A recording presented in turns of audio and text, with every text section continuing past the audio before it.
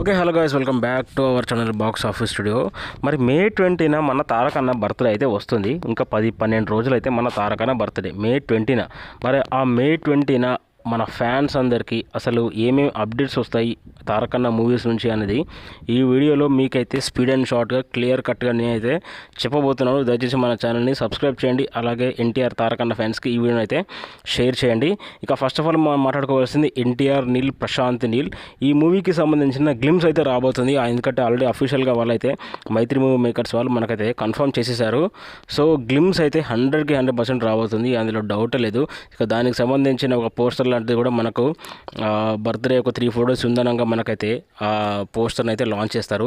ఇక ఆ తర్వాత మనం మాట్లాడుకోవాల్సింది వార్ 2 మూవీ నుంచి. వార్ 2 మూవీ నుంచి ఇంతవరకు మనకు ఎలాంటి లుక్ అనేది ఎలాంటి ఏది కూడా రాలేదు. సో వార్ 2 మూవీ నుంచి ఖచ్చితంగా ఒక గ్లిమ్స్ అన్నా లేకపోతే ఒక ఫస్ట్ లుక్ అయినా 100% రాబోతుంది. ఎందుకంటే దీన్ని మించిన బెస్ట్ డేట్ ఇంకొకటి లేదు. ఆగస్టు రిలీజ్ ఉంది కాబట్టి తారకన్న అభిమానులకైతే మనకు మే 20న ఒక అప్డేట్ అయితే ఉండబోతుంది.